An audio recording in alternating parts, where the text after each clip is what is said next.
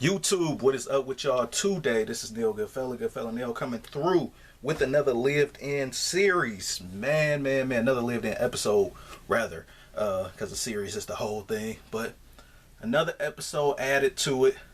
Guys, you know, I've been on a Nike Air Flight 89 run, like basically this whole week. Dropping one, you know, this is for, y'all already seen this one from my white and red Nike Air Flight 89 video. Thanks for everybody that's been watching that video. Also thanks to y'all that's been watching my last video about the whole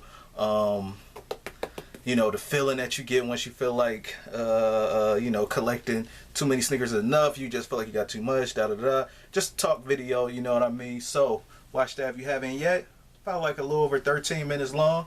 And yeah, like the comments too, guys. Some of y'all was getting personal as well, which is fine.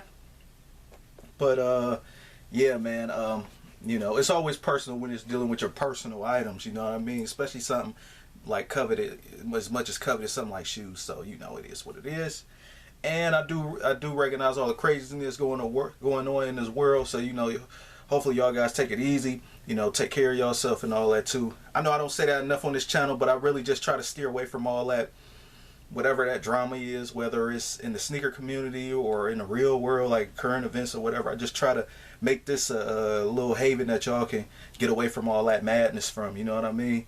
The 10, however long I do on a video, 10, 20 minutes or whatever, just something to just put you in a different mind state or put you at ease, because I do this all for leisure. I don't really get any money off this, but I wouldn't mind the money off this, wink wink YouTube, but you know, it's all good though, guys, man. I'm not up here complaining or begging. Definitely blessed to have this many kicks anyway. I'm always humble and appreciative of all the things I have and all the kicks. So, enough of the sentimental stuff. Some of you guys here, or most of you guys, are probably here for the Nike Air Flight 89 joints. Now, when I got these, this is going to be kind of quick though, guys, because I feel like I've been nailing the Nike Air Flight 89 all week though, man. But this is basically a Nike Air Flight 89 week. So if you are in the Nike Air Flight 89s, check out the videos. They should all be kind of close to this one, you know what I mean, or a video apart or something like that.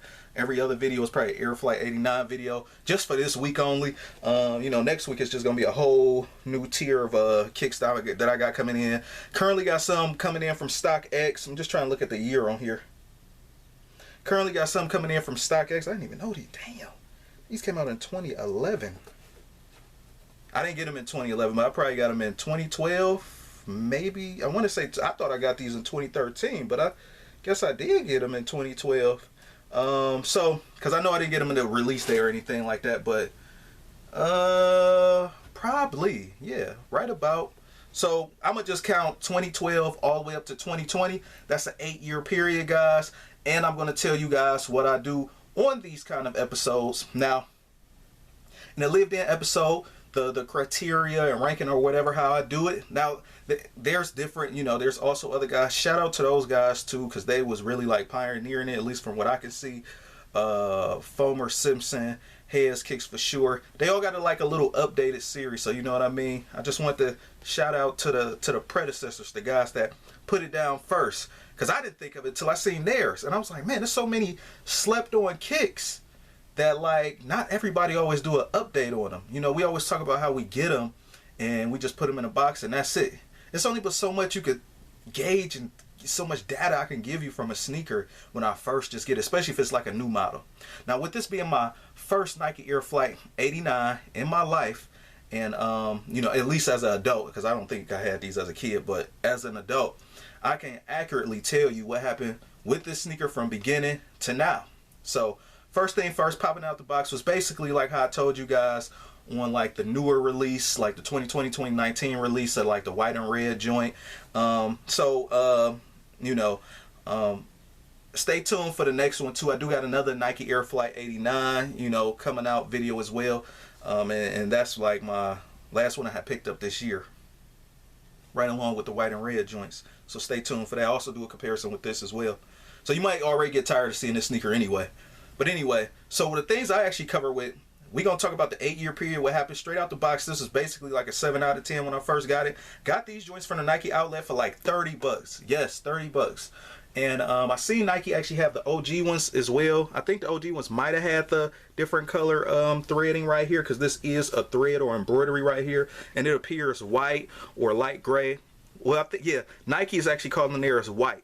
This one is actually Zen Gray, the one that came out in the early 2010s. So now, as far as like wear and everything, first thing first though, I'm gonna get all over the overview of like just the materials, the external guys. And as far as the outer part of the sneaker, or rather the uppers rather, these did break in pretty decent, pretty okay. The leather was kind of stiff. We're not talking about premium leather, guys. You know, I know they also got some suede ones too. The suede ones, if you do rock them, depending on how you rock the shoes or care for them or whatever, if you rock them casually, you know, you could expect obviously a little less wear and tear. I find that the nubuck suede is a little bit harder to take care of, but it is a rough Durabuck nubuck-esque kind of like material. Reason why I'm saying that's because, you know, somebody close to me actually has those. So, you know, the blue joints. That's actually nubuck. But these, obviously you guys can see that these are leather, so these do break in pretty well. This actually does make a decent light rain shoe. I wouldn't purposely run in mud with these, but if you're looking for like a nice leather shoe to wear year round or something like that, or at least when the rain come, or at least the fall, winter and all that stuff, it's not the spring shoe right here, but when you going into more of those dark earth tonal like colors, this definitely is the move. And then you got this leather upper and everything just to really protect you from the elements. Going along the inside of the sock liner, you do got all black, and it is actually still kind of plush, but don't expect Jordan 1 plush at the ankle. And then also too, you know, you got a black insole and all that stuff. But as far as like the comfort now, the comfort actually has gotten better with these over time. These actually feel better now than they did inside the box, well, the day of or whatever, or at least that first year. That's why I said on my review, guys, that with the Air Flight 89, you're gonna actually have to break these joints in.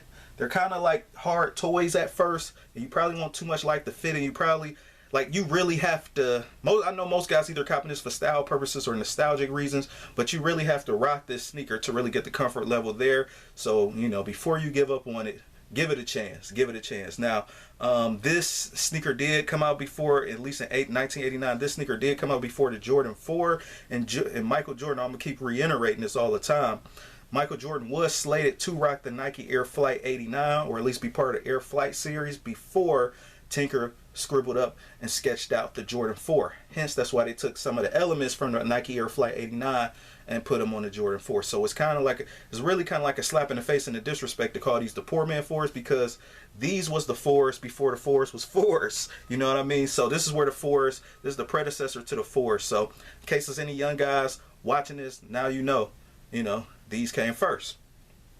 Another thing too is the best part of this sneaker, which is actually the midsole and insole of this sneaker. The insole actually breaks in a lot more. It forms more to the foot. You do got that regular EVA technology. The EVA midsole is actually what do they call it? Like a foam material inside this right here. So the EVA is actually resting on top of this air bubble as well. So I've been really just studying the difference between the rubber material, the EVA material, even the PU or polyurethane material as well. This is something that's very, very common in sneakers. The elements isn't too hard as far as the contents of the sneaker go. The reason why I look those things up, guys, is because, just in case you want to know what you're wearing, 99% of the sneakers that we are wearing, either most of them has EVA in them, and some PU in some cases, and a little bit of rubber in some cases. Rubber breaks down a lot more easy because it is a natural I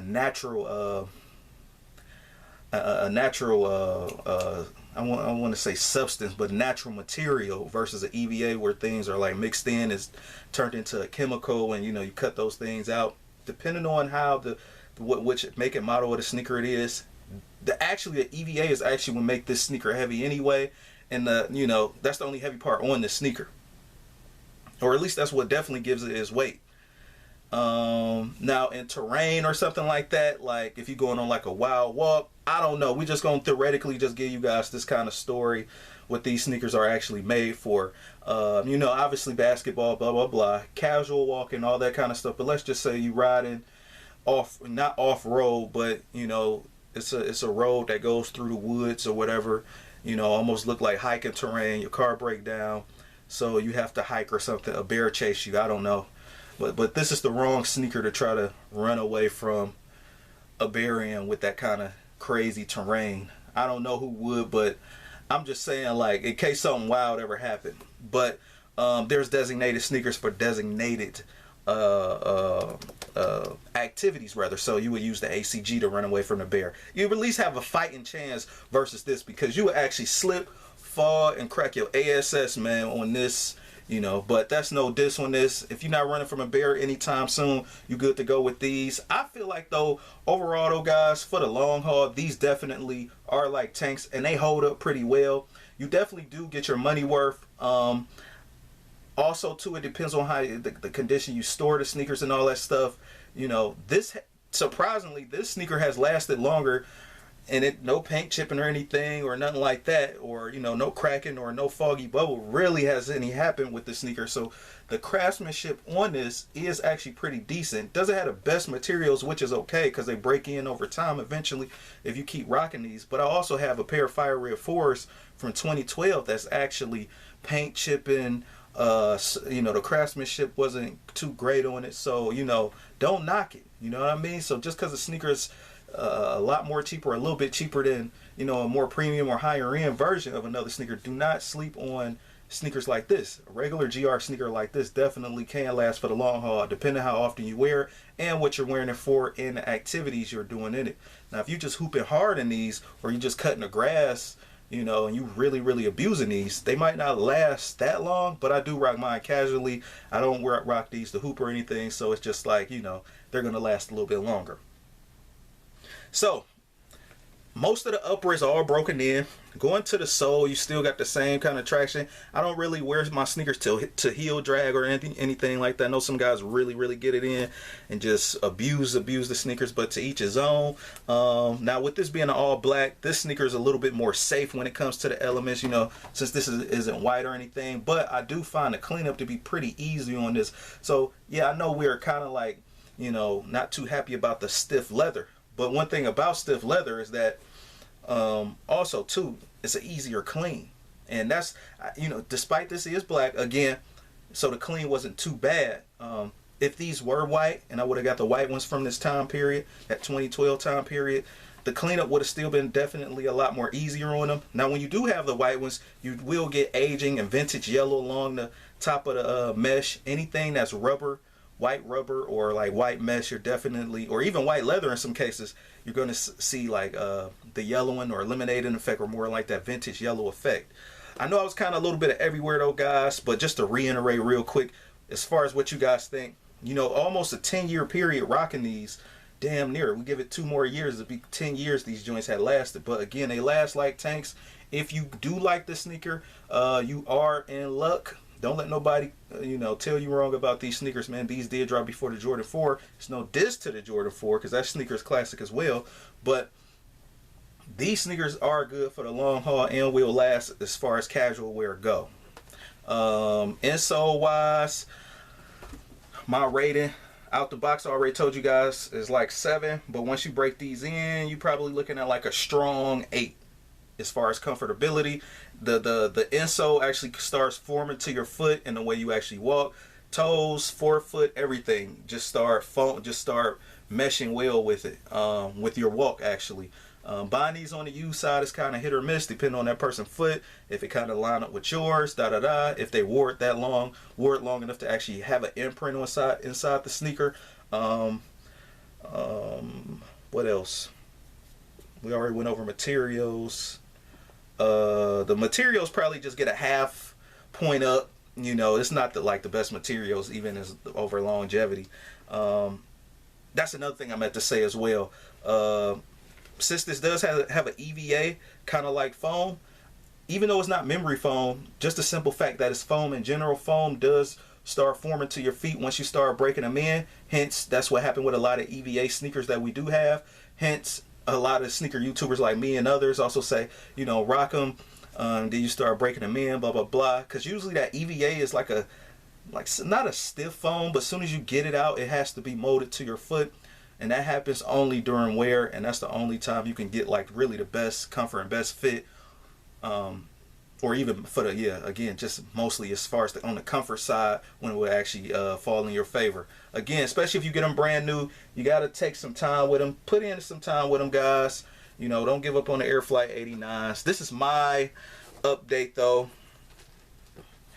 You can jump up to an 8 out of 10 as far as comfort if you break them in real well insole wise. Material wise, out of 10, I'll say they're probably 6.5 to maybe a 7. So don't expect the best, but it's not really like completely plastic neither. So it'll do. GR Nike quality. And rate, comment, and subscribe. This is Neil Goodfella Neil, coming through with the Nike Air Flight 89 joints, the black and Zen gray version. Now the new one that's out, that's look like this, is actually white. Nike still had those on their website, probably going for like a little over $100 or whatever. These were $95 retail wise, and I think Nike selling, yeah, the Nike selling the new ones for like $120. Goodness. Yeah, so I guess prices go up. But and man, the outlet really not hitting for nothing too much anymore, man. Because if you see some Nike Air Flight 89s there, somebody probably already, well, hopefully you lucky enough to run into them before a reseller or somebody that make a living off the outlet run into them. But that's my time, though, guys. The Nike Air Flight 89. This is another lived in episode. How about? Peace.